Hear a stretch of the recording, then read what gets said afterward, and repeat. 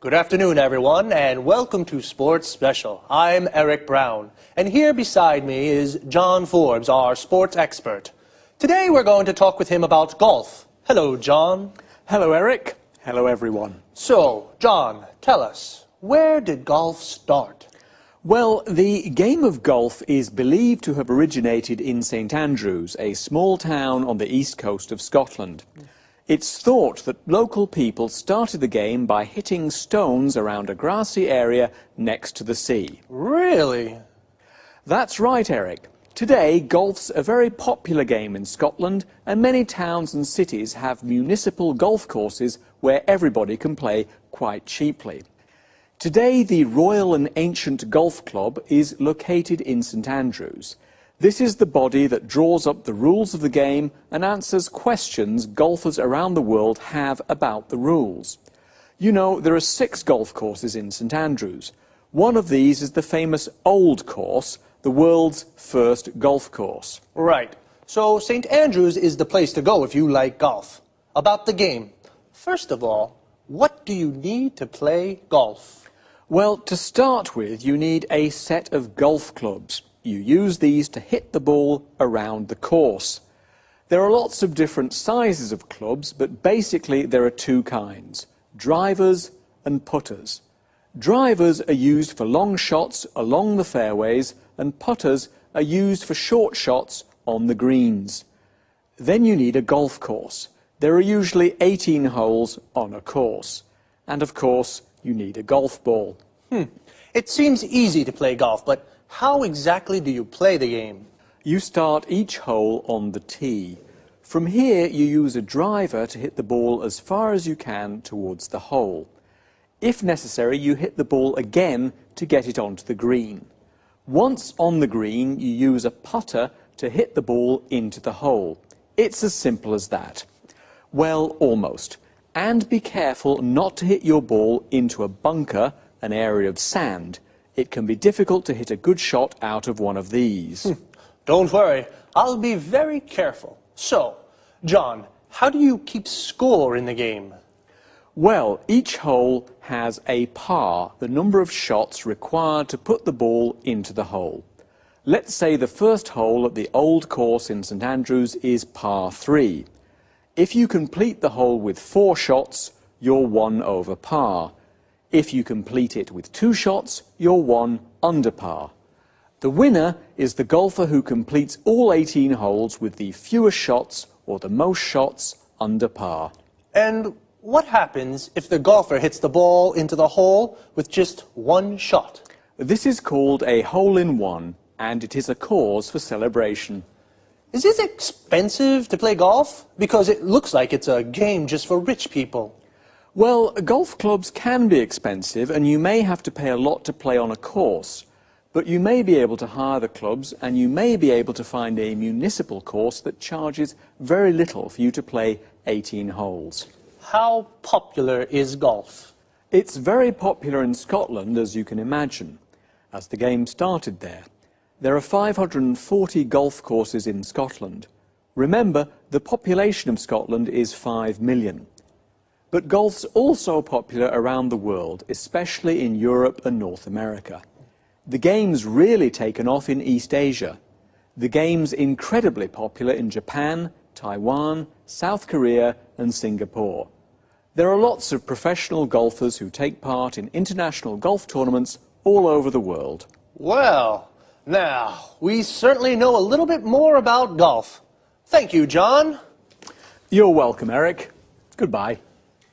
And goodbye to you, and see you again next week for another edition of Sports Special.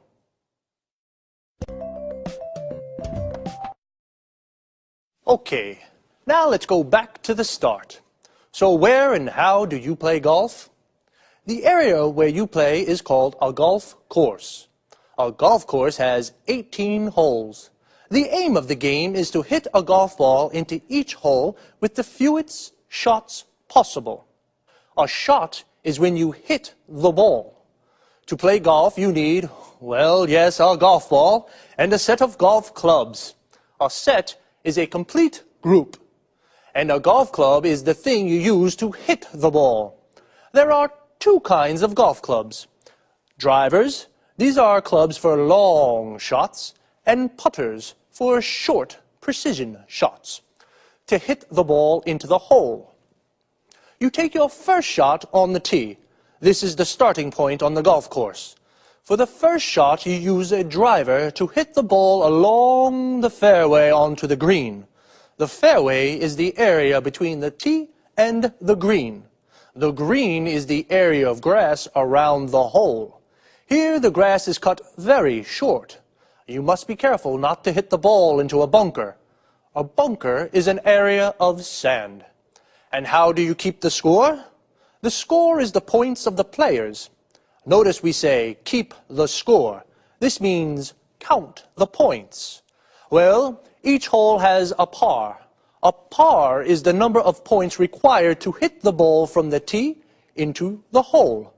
We say, for example, a hole is par 3. This means you have to get the ball into the hole with 3 shots. If you need 4 shots, your score is 1 over par. If you only need 2 shots, your score is 1 under par. And if you complete the hole with just 1 shot, it's called a hole-in-one. The winner is the golf player with the most under pars. Well, golf really has taken off around the world. We say something has taken off when it becomes very popular. Okay, sports lovers, that's all from me. See you next week.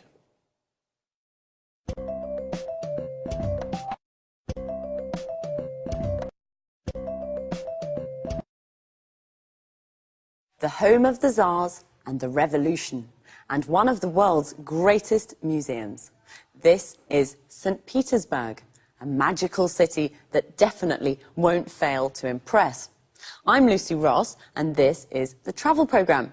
Today we'll learn about Peter, as the locals call the city, with our travel expert, Christine Oteng. Hello, Lucy, and good morning, everyone.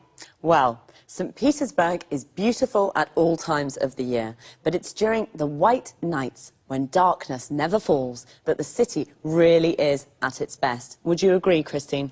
Yes, definitely. As you'd expect, these long evenings occur in midsummer, particularly during the last 10 days of June. During this period, St. Petersburg really is a fun place to be. The sun barely sets, it's still light even at midnight, and the city overflows with festivities to celebrate the longest days of the year. Are there any special events? Of course, during these evenings, it's possible to watch some of the world's best opera and listen to some of the best classical orchestras. Mind you, it's not all highbrow culture.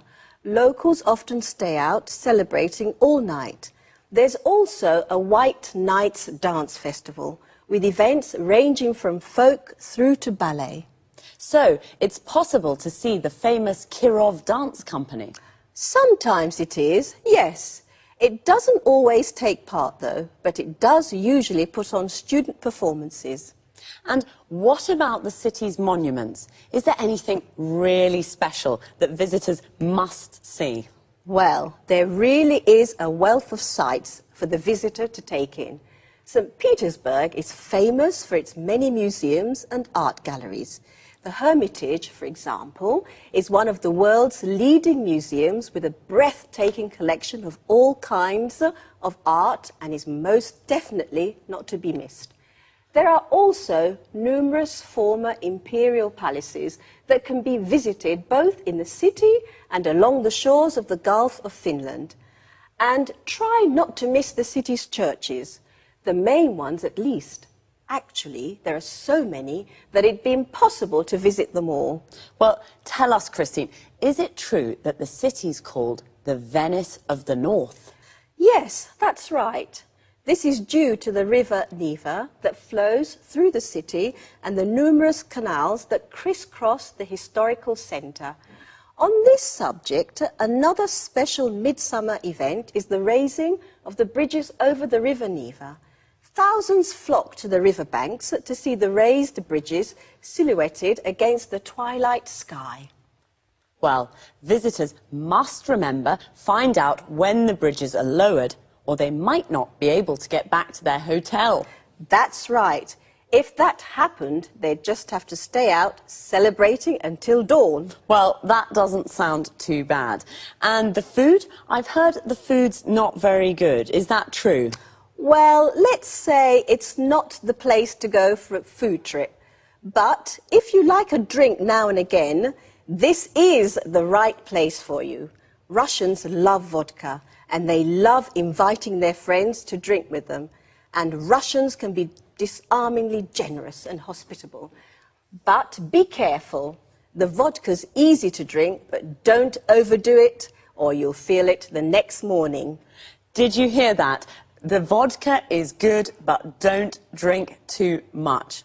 And do enjoy St. Petersburg, a truly fascinating city to visit. Thanks, Christine. Goodbye. See you again soon to discover more interesting places with the travel programme. So, St. Petersburg is at its best in midsummer. Midsummer is the middle of the summer. We say something is at its best when it's in its best condition. The city is at its best because in midsummer the sun barely sets. When the sun sets, it goes down. The moment when the sun sets is called sunset or dusk. The sun barely sets means it almost doesn't set, so it stays light all night. So sunset is when the sun goes down. When it comes up in the morning, it's called sunrise. It's the moment that the sun rises. This time of the day is also called dawn. So, St. Petersburg is a fun place to be in summer. It's a fun place to be means it's amusing to be there because there are lots of things to do. You can go to the opera or a classical concert. Mind you, it's not all highbrow culture. Highbrow culture is classical culture, like opera, Shakespeare, Dante. We use the expression, mind you, to introduce a contrast with something that's just been said. The locals stay out celebrating all night. To stay out doing something means to spend the night doing something. So, the locals stay out celebrating means they celebrate all night and don't go home until the morning. There's a dance festival too. The Kirov Dance Company doesn't always take part. To take part in something means to participate. Notice we say take part in something. So the Kirov Dance Company doesn't always take part in the festival, but it puts on student performances.